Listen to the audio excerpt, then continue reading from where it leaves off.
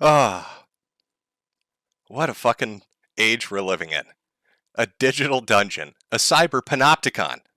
You know, there are things I can't even say anymore. None of us can. It started with words.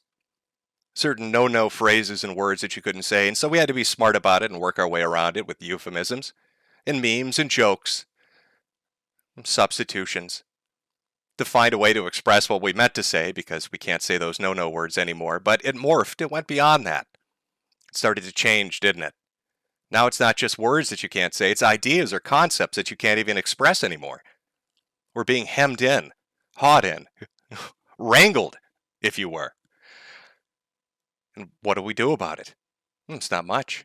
Social media really has worked hand in hand with the government to sort of corral us and strip us of our ability to even talk about things. Step out of line and you're deplatformed, demonetized, depersoned. No more bank account for you. No more hosting platform for you. No more servers for you. No more DDoS protection for you. I mean, there's only so much you can build with your own hands. It's one thing to say, use a different website, build your own service, get your own servers, buy the hardware, run the company, build your own bank. But at this point, we're getting to the era where we're going to need to run our own country to be able to say what the hell we think. I'm going to have to move to like Tonga or something just to crack a few jokes that might offend people. And it's so bizarre. And you can kind of feel it. It's that intangible thing, isn't it? It's almost ethereal. It tickles the back of your spine, that little bit of despair, doesn't it? As you can kind of slowly see the world going crazy around you as people give in to this. What else can they do? Pushed more and more from being able to really express what you think, and using that silence that you're left with as a example of consensus. But it really isn't. You just don't want to deal with the shit. Can't say what you want to say anymore. Can't do what you want to do anymore. It's not the era we live in. This isn't some shit like cancel culture. This is deep. This goes to the root of it. Right in the very soul of it. It's fucking tragic. You know, for years, decades, people have talked about this. I've talked about it. About what was kind of coming. And look where we are. Systems of control implemented almost at every level. Blatantly so, openly so. You had people like Applebaum, who 5, 6, 7 years ago was talking about how you can't trust hardware companies. Beware the intels, he said. They're putting in backdoors in the hardware for the government. And then the software companies, all working in tandem under the Patriot Act with the government to basically give access behind the scenes. To social media companies, which are either coerced or willingly do it. Not all of them, I'm sure, are happy with the decision they've made. You can look at Jack's timeline on Twitter, and you'll see that he's tweeting some very interesting things, but the sad part is, Jack, once you willingly become a cog in the machine, you can't bitch about the smell of oil. It may offend your nostrils, but you willingly got in place. Now you've got companies like Apple talking about things that sound great at the surface, don't they? We're going to come up with an algorithm, a program for your phone to look for child pornography. We're going to make sure if you have it on your phone, we're going to match it to a database through a simple scan and then report you to the police. And who would ever object to that? Nobody likes pedophiles or child predators. It sounds like a great idea. Until you ask yourself, could the government do that? Could the police do that? Wouldn't they need a warrant to do that? But Apple seemingly can just do it because they decide to. And sure, something like that starts with something everyone can agree on.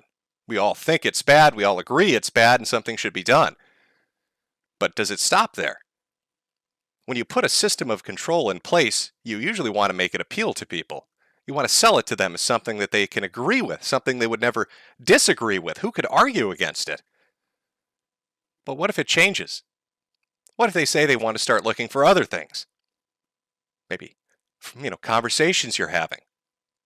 I heard that it was broached as a possible way of dealing with the pandemic to have phone carriers allow SMS messages from the government to dispel misinformation. But you need to ask yourself, one, how would they know what disinformation is being spoken of in text messages through SMS unless they're monitoring them?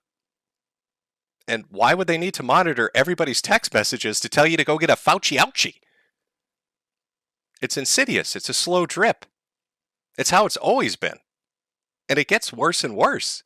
The unfettered internet that existed, this playground for everyone, to express themselves and do stupid shit and be silly and awful and amazing to one another. It's gone. It's dead. It's buried.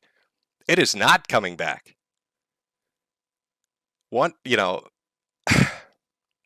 It's a fucking graveyard. And you and I and all of us, we're the ghosts haunting it, unable to let go. God, that's depressing. I know. Nobody likes a black pill. Nobody wants to hear a black pill. But I think you need to understand a few things about this. This is a movie we're watching play out in front of us. And I'm a critic, just like you. We're sitting side by side in the same theater. I'm not the producer. I didn't write the script. Neither did you. All I can do is give my critique. Hope maybe that the sequel is a little bit better, but guaranteed we're sitting in that theater watching this unfold, and until those credits roll, we can't escape. It sounds hopeless, doesn't it? But it's not necessarily hopeless. There is one key thing, I think, to remember in the situation we all find ourselves in. And this is apolitical in nature, what I'm telling you here. This isn't a lib thing or a conservative thing. This is a people thing.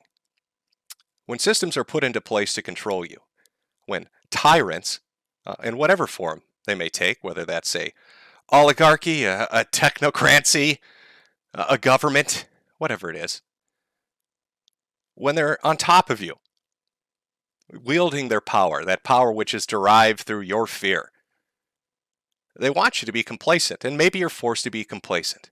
Maybe you can't speak and say the things you want to say or do as you please. But the thing to really take away from it, and to remember in that situation, is to fucking laugh at them. They can't stand it.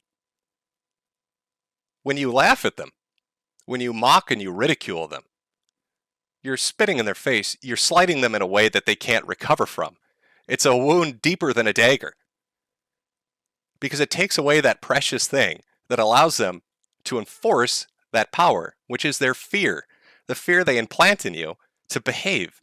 When you laugh at them, it takes that away from them. And they're left looking like assholes. They can't stand it.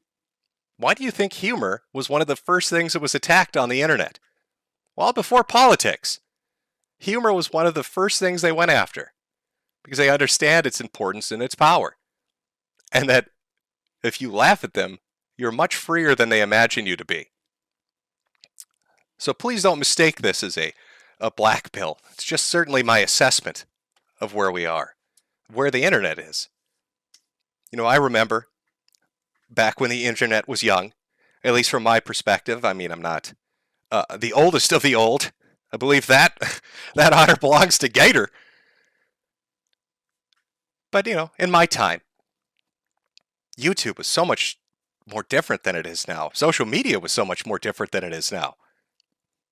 You could really say anything, do anything. That censorship that's been instilled in us, that trained behavior, it's bizarre. I think about the videos that I used to watch on YouTube on a daily basis, and if you tried to re-upload any of them, you'd instantly be banned. I think about the jokes people used to say on social media, and if you said them, you'd be instantly banned.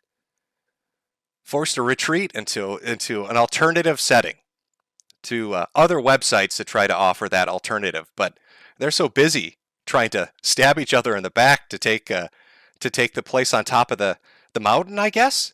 They want to be number one amongst the competition, and so they slit each other's throats. But they're fighting over a molehill.